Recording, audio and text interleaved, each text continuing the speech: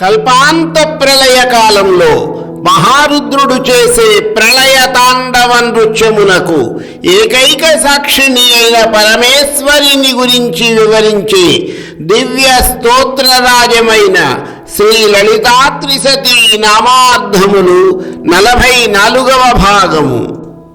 సర్వసాక్షిణి, ఈ సమస్త విశ్వమును సృష్టించిన జగన్మాత తాను సృష్టించిన విశ్వములో జరుగు ప్రతి కార్యమునకు కూడా సాక్షిగా ఉన్నది. అయితే వీటన్నిటికీ ఆ తల్లి సాక్షిగా మాత్రమే ఉంటుంది తప్ప వాటితో పరమేశ్వరికి ఎటువంటి ప్రమేయమో ఉండదు. మనము చేస్తున్న పనిని ఎవరూ గమనించడం లేదు, ఎవరూ సాక్షులు లేరు కనుక మనము తప్పించుకోవచ్చు అని భావించడము తప్పు. మన ప్రతి క్రియను కూడా సర్వసాక్షిని జగన్మాత నిశితముగా పరిశీలిస్తున్నందున ఆ తల్లి దృష్టి నుండి తప్పించుకోవడము ఎవరికైనా సాధ్యము కాని విషయము. ఈ విషయమును ప్రతి వారు దృష్టిలో ఉంచుకోవాలి. పరమేశ్వరి ఆదిపరాశక్తి అయిన లలితాంబిక ఈ సమస్త విశ్వమును తన కంటి చూపుతో వీక్షించడము ద్వారా జీవులలో చైతన్యమును కలిగించడమే కాక జడ పదార్థములకు కూడా చేతనత్వమును కలిగించుచుండుటచే శ్రీ లలితాత్రిశతి స్తోత్రము పరమేశ్వరిని సర్వసాక్షిణి అన్న నామముతో కీర్తించింది. ఈ విషయమును గీతాచార్యుడైన శ్రీకృష్ణ పరమాత్మ భగవద్గీతలోని 10వ అధ్యాయమైన విభూతి యోగములోని 20వ శ్లోకములో ఈ విధముగా వివరించారు. అహమాత్మా గుడాకేశ సర్వభూతశయ స్థితః అహమాదిశ్చ మధ్యం చ భూతానాం అంత ఏవ చ. అర్జున, నేను అన్ని జీవుల హృదయములలో స్థితుడనై ఉన్నాను.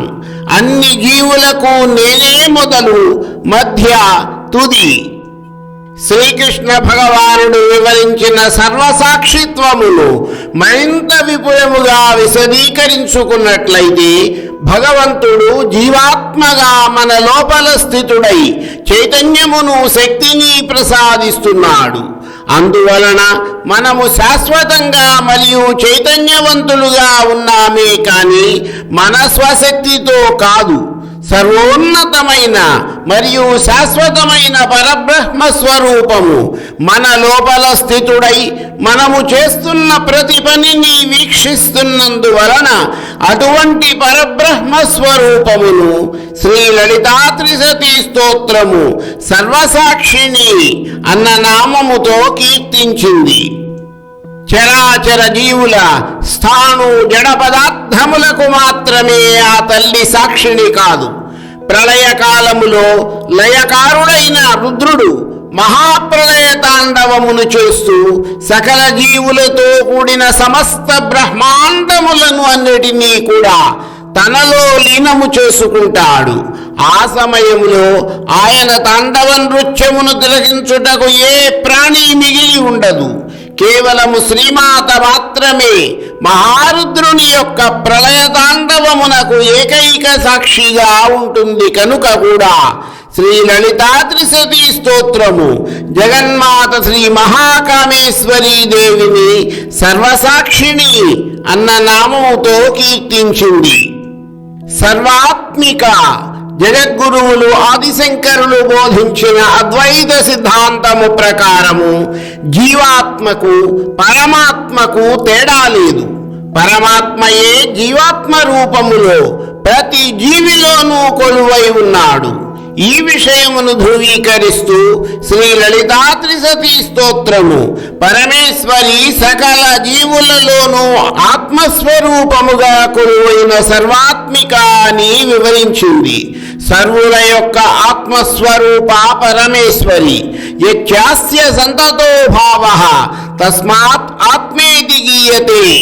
అనగా సర్వులలో ఆత్మరూపములో కొలువైన జగదీశ్వరి విషయములను పొందుచు గ్రహించుచు అనుభవించుచు పరబ్రహ్మ స్వరూపము యొక్క సంతత భావమై ఉన్నది. సర్వతత్వ వ్యాపిని శ్రీ మహాత్రిపుర సుందరీ తృప్యతు అన్న వచనము అనుసరించి జగన్మాత ఉన్నది. మనము గత నామములో వివరించుకున్న శ్రీకృష్ణ భగవానుడు భగవద్గీతలోని 10వ అధ్యాయమైన విభూతి యోగములోని అహమాత్మా గుడాకేశ సర్వభూతశయ స్థితః అహమాదిశ్చ మధ్యం చ భూతానాం అంత ఏవ చ.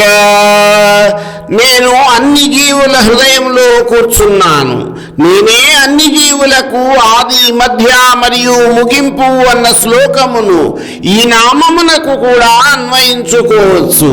తైత్తిరీయ ఉపనిషత్తు ఇదే విషయమును యతో వా ఇమాని భూతాని జాయంతే ఏన జాతాని జీవంతి యత్ ప్రయంత్యభిసంవిశంతి అనగా ఈ జీవరాశులన్నీ ఎవరి నుండి ఉద్భవించాయో ఎవరిలో లీనమవుతాయో అతడే సర్వాత్మిక సర్వ సౌఖ్యదాత్రి.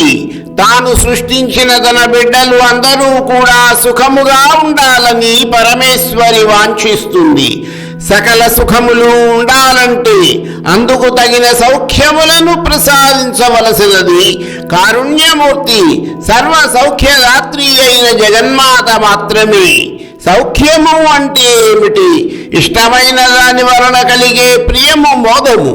అటువంటి మోదము వలన కలిగే సుఖమే ప్రమోదము.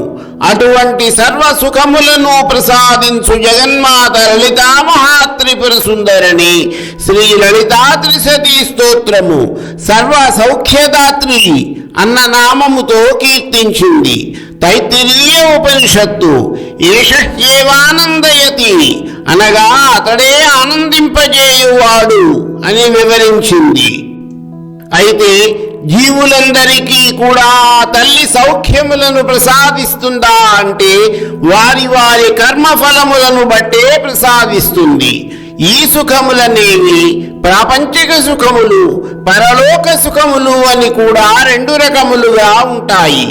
జీవుల కోరికలను బట్టి వారి సాధనను అనుసరించి పరమేశ్వరి వారి యోగ్యతకు తగిన విధముగా ప్రాపంచికమైన సుఖములను జ్ఞాన సంపదకు సంబంధించిన సుఖములను ప్రసాదిస్తుంది. కాబట్టి లలితా త్రిశతీ స్తోత్రము ఆ తల్లిని సర్వ సౌఖ్యదాత్రి అన్న నామముతో కీర్తించినది. మరికొన్ని నామార్థముల వివరణ నా తదుపరి వీడియోలో